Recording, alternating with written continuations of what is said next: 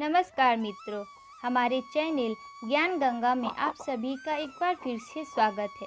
आज हम आपको एक ऐसे पिशाच के बारे में बताने जा रहे हैं जिसने भगवान विष्णु से वरदान प्राप्त करने के लिए एक अनोखा रास्ता अपनाया। भगवान विष्णु को सृष्टि का पालनहार कहा जाता है। मान्यता है कि भगवान विष्णु की भक्ति से भक्त हर वो चीज़ प्राप्त कर सकता है जिसकी वो इच्छा रखता है, बस भक्ति सच्ची होनी चाहिए। यूँ तो भगवान विष्णु के कई ऐसे भक्त हैं जिनके बारे में कथाओं के रूप में हमने कभी न कभी सुना ही है, लेकिन आज हम आपको एक ऐसी कथा बताने जा रहे हैं जिसके मुताबिक एक पिशाच ने विष्णु भक्ति कर श्री हरि नारायण से दिव्य वरदान प्राप्त किया था। यह कथा बद्रीनाथ धाम क्षेत्र के क्षेत्रपाल देवता यानी कि घंटाकर्ण पिशाच की है। घंटाकर्ण वो था जिसने पिशाच योनि में जन्म लिया था। घंटाकर्ण भगवान शिव का परम उपासक था और उन्हीं की भक्ति में खोया रहता था। गौर करने वाली बात यह है कि घंटाकर्ण शिव भक्त था, लेकिन उसने भगवान विष्णु के नाम से भी नफरत थी। उसका मानना था कि जो भी है महादेव ही हैं और भगवान विष्णु कुछ भी नहीं। ऐसा कहना गलत नहीं होगा कि घंटाकर्ण को भगवान विष्णु से सर्वोच्च स्तर का वैर था।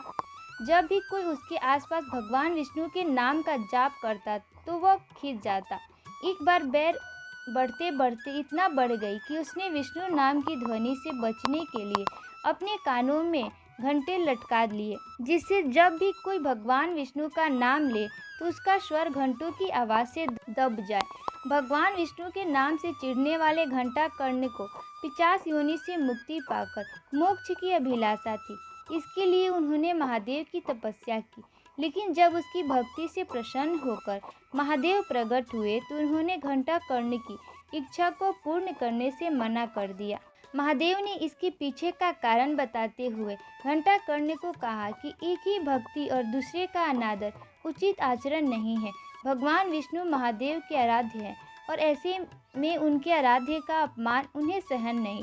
महादेव ने घंटाकर्ण को भगवान विष्णु की भक्ति का मार्ग दिखलाते हुए कहा कि केवल वही घंटाकर्ण को मोक्ष प्रदान कर सकते हैं।